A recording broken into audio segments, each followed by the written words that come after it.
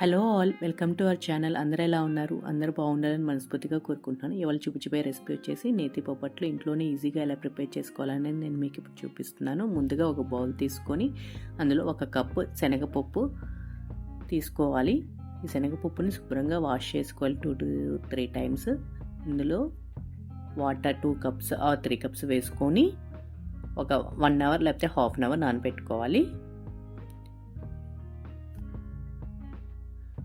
1 hour అయింది. నేను ఇక్కడ చూపిస్తున్నాను చూడండి, మొత్తం నానింది. ఇప్పుడు కుక్కర్లోకి ఆ వాటర్తో సహా మొత్తం వేసుకోవాలి. ఇప్పుడు ఇందులోకి పావు టీ స్పూన్ పసుపు వేసుకొని 2 to 3 విజిల్స్ వచ్చేలాగా ఉంచుకోవాలి స్టవ్ మీద మీడియం ఫ్లేమ్లో పెట్టుకొని. ఈ పప్పు ఉడికేలోపు మనం పిండి కలుపుకుందాము. ఇక్కడ నేను 1 కప్పు మైదా పిండి, హాఫ్ కప్పు గోధుమ పిండి తీసుకున్నాను. మీరు 2 కప్స్ మైదా అయినా తీసుకోవచ్చు, లేకపోతే పూర్తిగా గోధుమ పిండితో అయినా చేసుకోవచ్చు. చిటికెడు పసుపు, పావు టీ స్పూన్ పసుపు, 2 స్పూన్ల నెయ్యి వేసుకొని ఫస్ట్ ఒకసారి కలుపుకోవాలి. అదంతా కలిసే విధంగా కొంచెం కొంచెం వాటర్ వేసుకొని పిండిని తడుపుకోవాలి. స్టిక్కీగా కలుపుకోవాలి. ఇలా కలుపుకున్న తర్వాత ఇందులోకి 1 స్పూన్ ఆయిల్, 1 స్పూన్ నెయ్యి వేసుకొని పిండిని మళ్ళీ బాగా కలుపుకోవాలి. దీన్ని ఎంత బాగా కలుపుతూ ఉంటే మనకి బొబ్బట్లు బాగా మృదువుగా మెత్తగా ఉంటుంది. దాన్ని ఇలా కలిపిన తర్వాత జస్ట్ అలా పెట్టేసేయండి. ఆయిల్గా గీ అలానే ఉంటుంది పైనంతా. ఇప్పుడు దీన్ని మూత పెట్టేసుకొని ఒక 1 అవర్ పక్కన పెట్టేసుకుందాము ఈ పిండిని. ఈ స్వీట్ రెసిపీ నేను 2 డేస్ బ్యాక్ పోస్ట్ చేయాలి, కొంచెం హెల్త్ బాగాలేదని నేను పోస్ట్ చేయలేదు.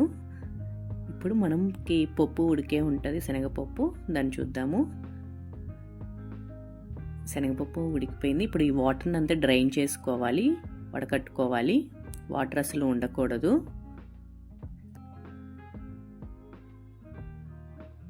ఇలా వాటర్ లేకుండా వడకట్టుకొని పక్కన పెట్టుకుందాము. ఇప్పుడు దీన్ని గ్రైండ్ చేసుకోవాలి.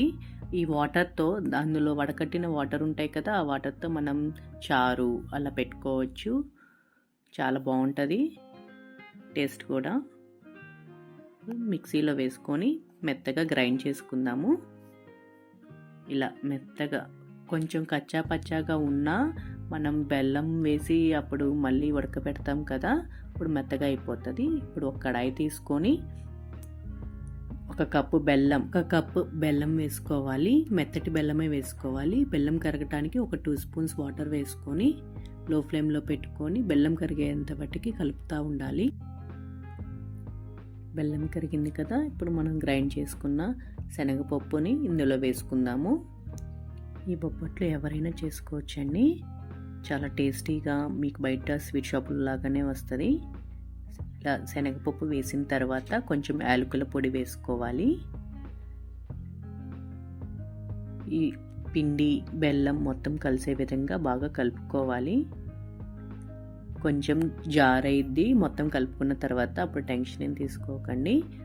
లో ఫ్లేమ్లో పెట్టుకొని మనం కలుపుకుంటూ ఉంటే 5 to 10 మినిట్స్ వాటికి గట్టి పడిపోతుంది.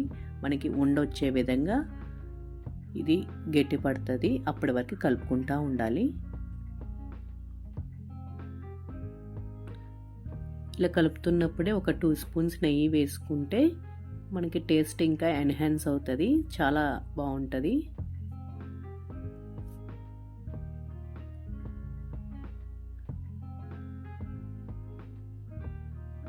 బాగా కలుపుకుంటా ఒక 5 to 10 మినిట్స్ వాటికి. ఇప్పుడు పిండంతా దగ్గర పడుతుంది. ఇప్పుడు ఈ టైంలో స్టవ్ ఆఫ్ చేసుకొని ఈ పిండిని అంతా చుట్టూ స్ప్రెడ్ చేసుకుంటే కొంచెం ఆరిన తర్వాత మనకి ఉండలు చేసుకోవడానికి ఈజీగా ఉంటుంది. ఇలా పల్చగా ఆరబెట్టుకోవాలి గిన్నె చుట్టూ. ఒక హాఫ్ అన్ అవర్ ఆ గిన్నెని అలా వదిలేయండి. ఇలా మొత్తం గట్టి పడుతుంది. ఇప్పుడు గరిటెతో తీసుకొని మొత్తం దగ్గరికి అనుకుంటే మనకి ఇప్పుడు చక్కగా చేతికి నెయ్యి రాసుకొని చక్కగా ఉండలు ఇలా చేసుకోవటమేనండి. మనకి ఏ సైజు కావాలంటే ఆ సైజు బొబ్బట్లుకి పిండిని తీసుకోవాలి. 2 ఈక్వల్ క్వాంటిటీతోనే ఉండాలి పిండి అండ్ స్వీట్. ఈ స్వీట్ శనగపప్పు స్వీట్ 2 ఈక్వల్ క్వాంటిటీతోనే తీసుకోవాలి. ఈ విధంగా అన్నీ ఉండలు చేసుకొని ఒక ప్లేట్లో పెట్టుకోవాలి. ఇప్పుడు మనము పిండిని తడిపి పెట్టుకున్నాం కదా, దాన్ని ఒకసారి బాగా మెత్తగా కలుపుకొని అదే సైజు మన స్వీట్ ఏ సైజు అయితే తీసుకున్నామో అదే సైజు పిండిని కూడా తీసుకోవాలి. నాకు ఇవి ఒక 7-8 వచ్చాయి ఈ బొబ్బట్లు. పెద్దవి అయినా చేసుకోవచ్చు, చిన్నవైనా చేసుకోవచ్చు. ఇక్కడ నేను బటర్ పేపర్ తీసుకున్నాను. మీరు నూనె కవర్లు కానీ పాలిథీన్ కవర్లు కానీ అది అయినా తీసుకోవచ్చు. నాకు ఇది అవైలబుల్లో ఉంది, అందుకని నేను తీసుకున్నాను. దీని మీద నెయ్యి స్ప్రెడ్ చేసుకొని ఆ పిండిని పెట్టుకోవాలి. బటర్ పేపర్ మీద మనం ఎటు సైడ్ అయితే చేస్తున్నామో అటు పక్క నెయ్యి రాసుకోవాలి. అండ్ ఇంకో బటర్ పేపర్ కూడా తీసుకోవాలి. మనం ఎటు పక్క అయితే అదుపుతున్నామో అటు పక్క కూడా నెయ్యి రాసుకోవాలి. నెయ్యిని కానీ నూనెని కానీ, నేను ఇక్కడ నెయ్యే యూజ్ చేస్తున్నాను. ఇప్పుడు పిండిని తీసుకొని స్ప్రెడ్ చేసుకోవాలి.